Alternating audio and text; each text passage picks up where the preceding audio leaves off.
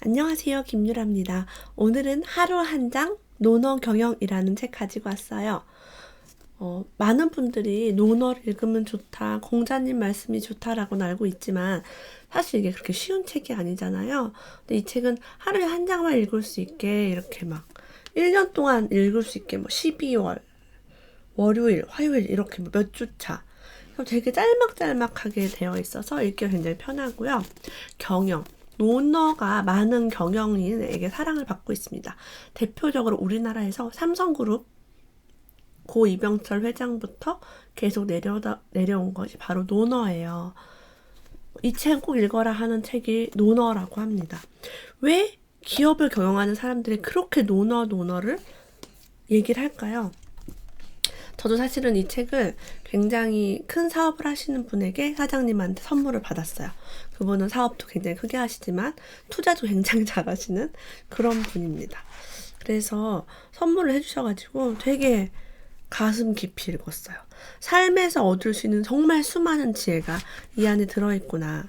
제가 한자는 좀 안 읽을 거예요. 왜냐면 무슨 왈, 이렇게 하면 못 알아들어요. 어차피 말로 해봐야. 그래서 해설을 써니까 문장으로 풀어서 좀 오늘 읽어보도록 하겠습니다.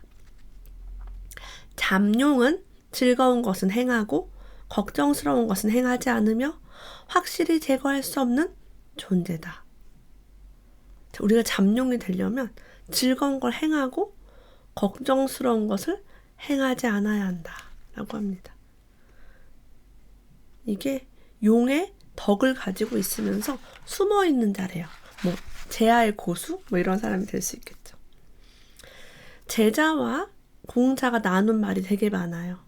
제자와 공자의 질문 답변을 통해서 많은 깨달음을 얻을 수 있는 그런 책입니다.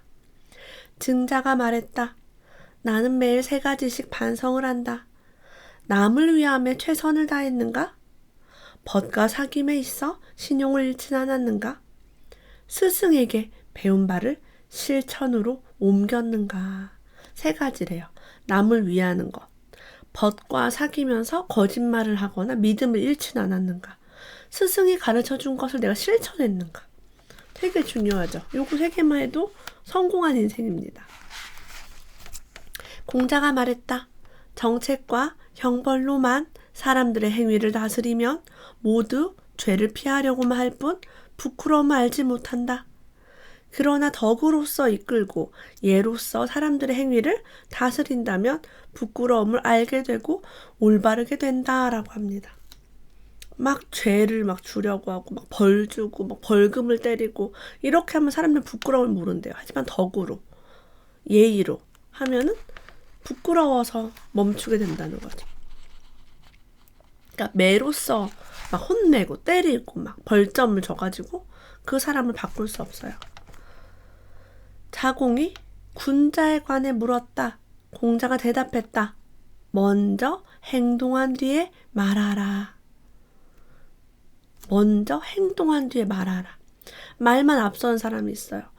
나 다이어트 해야 되는데, 살 빼야 되는데, 나 이번 달부터 저축을 좀 해야 되는데, 나 집 사야 되는데, 말만 계속 큰 소리치기 좋아하는 사람. 그런 사람은 군자가 아니라 소인입니다. 공자가 말했다. 군자는 어울리되 비교하지 않고 소인은 비교하되 어울리지 못한다.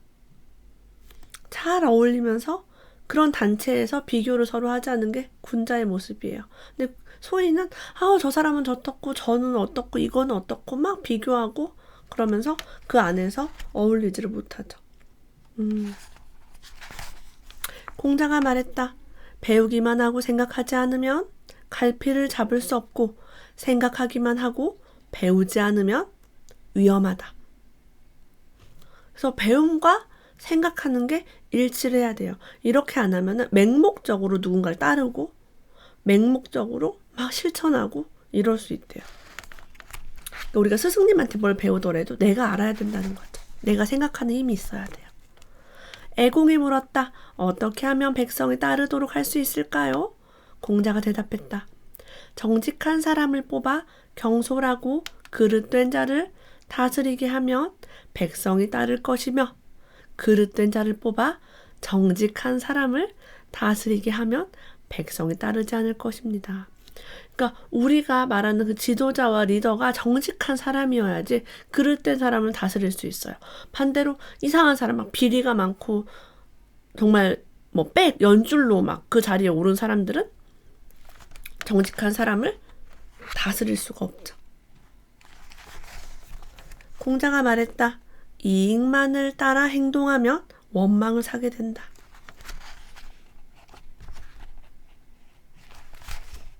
제자들이 인을 갖추었느냐? 라고 질문해 공자는 항상 모른다 라고 대답했대요. 공자는 모른다는 말을 굉장히 많이 합니다. 이렇게 책을 많이 읽고 이렇게 평생 학문을 닦은 스승이 모른다라고 많이 말했어요. 자, 왜 그랬냐면 지금 그 사람이 인과 덕을 갖추었다고 해서 죽을 때까지 그 덕이 변함없으리란 보장이 없다. 젊어서는 출중한 인품을 자랑했으나 사회에 나가 인품을 잃는 경우도 많기 때문이다. 그래서 또 공자는 일시적인 상태만 보고 인을 평가하지 않은 것이다. 그러니까 모든 사람들이 지금은 이 사람이 참 좋은데 나중에 안 좋아질 수도 있고 뭐 더 좋아질 수도 있고, 그러니까 아예 그걸 평가를 하지 않았다고 합니다. 모른다라고 했대요. 그 사람이 어떻습니까? 모른다. 스승님의 포부는 무엇입니까? 그 스승님, 리더가 되면은 제자들이 이런 질문을 많이 해요. 스승님의 꿈은 뭐예요? 스승님은 뭐 때문에 이렇게 사십니까? 라고 물을 수 있어요. 공자가 대답했다. 늙은이는 안락함을 얻고 친구들은 서로를 믿으며 젊은이는 사랑과 관심을 받게 되었으면 좋겠다. 모든 사람들마다 자신의 인생을 잘 살기를 바란 게 공자님의 목표였던 거죠.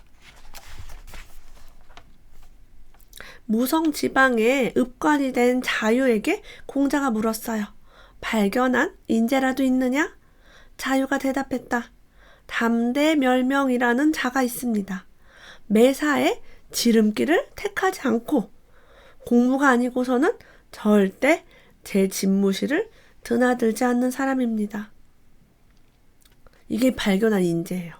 요행을 부리지 않고 빨리 가려고 하지 않고 일이 있을 때가 아니면 집무실에 안 와요. 뭐냐면 막 인맥하려고 막 아첨하려고 요행을 부리려고 그렇게 안 한다는 거예요. 그럴 시간에 묵묵하게 자기 할 일 하면서 사는 사람이 인재라는 거죠. 자기 일도 안 하면서 막 집무실에 와서 막 수다 떨고 이러는 거 진짜 의미가 없죠. 공자가 말했다. 소박함이 화려함을 넘어서면 거칠어 보이고 화려함이 소박함을 넘어서면 허풍처럼 보인다. 화려함과 소박함이 적당히 섞여야 군자랄 수 있다. 무조건 소박해도 거칠고 너무 화려하고 럭셔리하게 하고 다녀도 허풍 떠는 사람처럼 보인다는 거예요. 그래서 항상 그 공자의 이야기를 보면 중용, 그 중간, 중도를 지키는 것을 매우 강조하고 있다는 사실을 알 수 있습니다. 모자란 것도 지나친 것도 아닌 그 적정상. 공자가 말했다. 사람은 반드시 공정함과 진실함을 유지해야 한다. 공정함과 진실함이 없는 사람은 삶에 운 좋게 화를 면해 목숨을 부지하는 것에 불과하다. 공정하지 못한다는 거는 이 사람 이쁘니까 이 사람은 더 잘해주고 이 사람 미우니까 이 사람한테 일거리를 안 주고 거짓말하고 막 말했다가 말 바꾸고 그런 사람은 운 좋게 화를 면해서 목숨을 부지하는 거에 불과하다는 거죠. 공정함과 진실함이 중요하다. 좋다고 생각하는 것이 있으면 남도 그리하도록 돕고 나쁘다 생각되는 것이 있으면 남에게 강요하지 않는 것이 기소불욕, 물시어인이다 라고 합니다. 내가 좋으면 너도 좋을 것이고 내가 싫으면 너도 싫을 것이다. 내가 먹기 싫은 거를 막 야, 나 안 먹으니까 너 먹어. 이러면 안 되겠죠.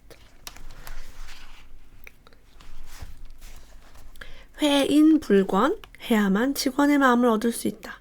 불권이라는 건 두 가지 의미가 있대요. 첫째, 피곤을 느끼지 않는 것이다. 가르치는 일을 즐길 수 있어야 피곤을 느끼지 않는다. 둘째는 남김이 없다는 것이다. 이는 남을 가르치는 데 있어서 조금도 아까워하지 않고 모두 가르쳐준다는 의미래요. 피곤하지 않게 가르치고 남김없이 가르치고 이런 오너, 이런 경영자, 이런 스승이 있는데 어찌 따르지 않을 수 있겠어요. 그죠? 사람이 단정하게 찾아와 발전하기를 청하면 그의 단정함만 칭찬하면 될 것이지 그의 과거를 캘 필요는 없다. 자, 여기서 공자의 넓은 마음을 볼 수 있어요. 상대방에게 개선할 수 있는 기회를 줘야죠. 그 사람이 옛날에 고향에서 나쁜 짓을 했고 과거가 어땠고 성향이 안 좋았고 그거는 지난 일이에요. 그럼 이 사람이 앞으로 더 잘 될 수 있고 더 바르게 살 수 있는 사람이면은 기회를 줘야 된다는 거죠. 멋지죠? 공자가 말했다.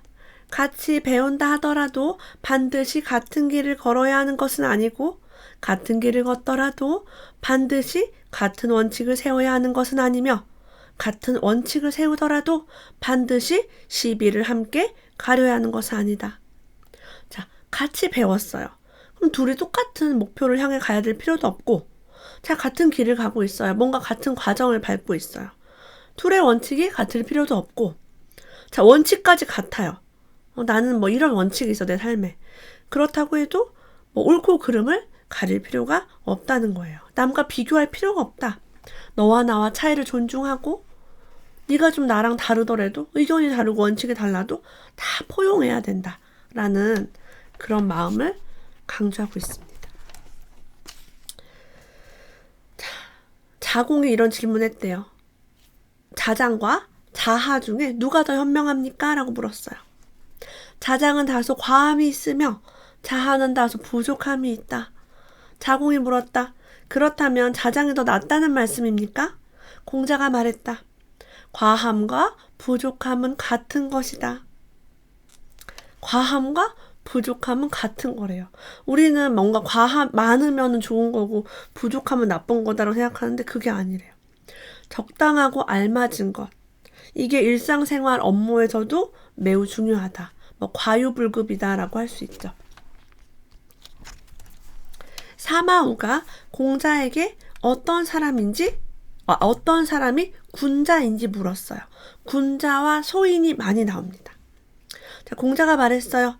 군자는 근심하지 않고 두려워하지도 않는다. 사마우가 다시 물었다. 근심하지 않고 두려워하지 않으면 군자입니까? 공자가 말했다. 스스로 반성하여 한치의 부끄러움도 없다면 더 이상 근심하고 두려워할 것이 무엇이란 말이냐? 자기 스스로가 매일 반성하고 이거 너무 잘못했어. 앞으로는 이렇게 부끄럽지 않게 살아야지라고 하면 그 사람은 근심하고 두려워할 것이 없다는 거예요. 이게 군자의 모습이라고 합니다. 증자가 말했다. 군자는 학문과 글을 통해 벗을 만나고 벗의 도움으로 자신의 인덕을 쌓는다. 자, 군자는요. 학문과 글을 통해 벗을 만난대요. 정말 멋지죠? 저도 책을 통해서 많은 벗을 만났어요. 작가님들도 만나고 강사분들도 만나고 여러분들도 어쩌면 책을 통해서 저를 알게 됐을 수도 있죠. 그쵸? 그래서 그렇게 책을 읽고 글을 읽어서 나의 인덕을 쌓는다. 이게 군자의 모습이래요. 우리가 군자로 이제 향해서 계속 책을 읽고 공부하면 군자가 될 수 있겠죠. 자하가 거보라는 지방의 원님이 되어 공자에게 정치하는 법을 묻자 공자가 말했다. 서두르지 않으며 눈앞에 작은 이익에 급급하지 않아야 한다. 서두르면 목적을 이루지 못하고 사사로운 이익에 급급하면 큰 일을 이룰 수 없다. 사람을 볼 때 모두가 좋아하는 사람, 모두가 싫어하는 사람이 있어요. 어떤 사람이 좋은 사람일까요? 공자는 여러 사람이 미워할지라도 반드시 살펴보아야 하며 여러 사람이 좋아할지라도 반드시 살펴보아야 한다. 모두 네가 좋아하거나 싫어하는 사람일지라도 함부로 판단하지 말고 냉정하게 살펴보아야 한다. 저의 경험으로도요. 남이 별로라고 했던 사람, 저 사람 좀 뭔가 쌀쌀 맞다 하는 사람이 나한테 엄청 다정하고 좋았던 경우가 있어요. 예를 들면 우리 배우자가 밖에 나가서 듣는 평가와 집에서 하는 거랑 달라요. 그럴 수 있죠. 사회적으로 행동하는 것과 가정에서 하는 거랑 다를 수 있어요. 그래서 다 좋다고 뭐 좋은 것도 아니고 다 나쁘다고 나쁜 게 아닙니다. 살펴보아야 한다라고 얘기합니다. 누구나 장단점이 있겠죠. 제가 진짜 좋아하는 말이에요. 이건 만약 여러분들이 뭔가 준비하고 있거나 공부하고 있거나 뭔가 노력을 하고 있는데 힘드신 분은 막 좌우명처럼 삼아도 좋은 말입니다. 남들이 나를 알아주지 않는다고 걱정하지 말고 내가 능력이 없음을 걱정하라. 뭔가 촌철살인과 같은 그런 말이죠. 나는 이걸 왜 하고 있는데 왜 이렇게 잘 안 될까? 왜 남들이 내가 음식점을 하는데 먹으러 안 올까? 솔직히 말하면 맛이 없으니까 안 오겠죠. 맛이 있는데 안 올까요? 군자는 자기의 재능이 없음을 걱정하지만 남이 자기를 알아주지 않는다고 걱정하지 않는다. 그러니까 내가 더 열심히 해야겠다라고 생각해야겠죠.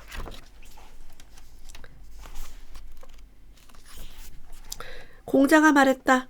군자는 스스로에게 잘못된 원인을 추구하고 소인은 남에게 잘못된 원인을 추구한다. 방금 한 말이랑 같은 말이에요. 왜 남은 내 재능을 모를까? 왜 나를 안 알아줘? 이게 아니라 군자는 내가 뭐가 잘못됐을까? 뭘 고쳐야 할까? 소인은 맨날 남 탓만 한대요. 저 사람 때문에 내가 뭐 망했어. 내가 저 사람 잘못 만나서 힘들어. 이렇게 남 탓만. 군자는 근엄하게 행동하면서 남과 다투지 않고 서로 어울리긴 하지만 당파를 짓지 않는다. 자, 당파를 짓지 않는다는 얘기는 패를 가르지 않는다. 막 네 편, 내 편. 야, 너는 내 편이야. 뭐 정치 이념 막 이런 걸로 막 사람들 막 갈라놓고. 군자는 남과 다투지 않아요. 그래서 저는 사람을 볼 때 이 사람과 함께하면 화합할 수 있는가? 아니면 이 사람은 자꾸 패를 갈라가지고 네 편, 내 편, 막 내 편 아니면 안 돼. 그런 사람 되게 불편하고 힘들죠. 군자가 어떤 사람인지 우리가 사람 보는 눈도 기르게 해주는 게 바로 이 책입니다. 공자가 말했다. 따르는 도의가 다르면 서로 상의하지 말아야 한다. 나랑 가치관과 인생관과 목표가 다른 사람과 내 미래와 내 사업에 대해서 상의할 필요가 없어요. 예를 들면 돈은 벌면 안 되라고 하는 사람과 돈 얘기를 막 하면은 공격을 받을 수도 있겠죠. 그러니까 부정적인 사람과 긍정적인 사람이 대화를 나누면 안 된다. 상의하지 말아라. 그런 이야기를 다루고 있습니다. 유익한 즐거움이 3가지가 있고 해로운 즐거움이 3가지가 있대요. 이건 진짜 별표 100개 해서 외울만 합니다. 예약으로 절제하는 것을 즐기고 타인의 장점을 말하는 것을 즐기고 어진 벗을 많이 사귀기를 즐기면 유익하다. 절제하는 거, 뭐 절약하거나 금주를 한다거나 이런 거, 타인의 장점, 타인을 흉보는 게 아니라 누구는 되게 대단해, 누구는 정말 예뻐, 누구는 정말 멋져, 누구는 정말 성실해 이렇게 장점을 말하고 좋은 친구를 많이 사귀면 유익해요. 요 3가지를 하면. 하지만 해로운 즐거움은 교만함을 즐기고 막 잘난 척하고 편안하게 놀기를 즐기고 잔치를 열어서 노는 것을 즐기면 해롭다. 잔치를 여는 거는 뭐예요? 절제를 할 줄 모르는 거죠. 군자와 어울릴 때는 3가지 과실을 주의해야 한다. 말할 때가 아닌데 말을 꺼내는 것은 조급함이요. 말할 때가 되었는데 말을 하지 않는 것은 숨김이요. 얼굴을 살피지 않고 막 말을 하는 거는 눈치가 없는 것이다. 그래서 말을 때에 맞게 해야 된다. 지금은 저 사람이 막 말을 할 때니까 들어줘야겠다. 저 사람이 나에 대해서 막 질문했어요. 유라 씨는 뭐 어때요? 했는데 막 숨겨. 비밀이에요. 막 말하고 싶지 않아요. 잘 몰라요. 막 이렇게. 그럼 상대방이 말하고 싶지 않죠. 그리고 상대방 낯빛을 보면서 이 말을 했을 때 되게 불쾌한 거 그런 거 막 꺼내면 안 되죠. 저 같은 경우는 종교 문제나 정치나 뭐 성에 관련된 얘기는 안 하려고 노력을 해요. 그런 건 되게 상대방이 불쾌할 수 있는 소지가 많아요. 괜히 꺼냈다가. 공자가 말했다. 풍문을 듣고 사방에 전하는 것은 도덕에 위배되는 행동이다. 자, 근거 없는 말 한마디 때문에 생명을 앗아갈 수도 있어요. 누군가는. 찌라시 같은 거 막 카톡에 떠돌아다니는 거 전달하면 안 되겠죠. 저는 그래서 찌라시 전달은 안 해요. 기사 같은 거는 공유를 해도 막 뭐 풍문, 뭐가 어쨌다더라 이런 거 뭐 믿지도 않고 별로 관심도 없습니다. 그래서 요즘 시대에도 왜 논어를 계속 읽고 삼성가에서 왜 논어를 대대로 물려서 읽어야 될 책으로 단 한 권의 책으로 꼽고 있는지 알 수 있는 그런 책이었어요. 여러분도 하루 한 장 논어 경영으로 더 풍요로운 미래를 창조하시길 바랍니다. 오늘도 끝까지 함께 해주셔서 감사합니다. 다음에 또 만나요.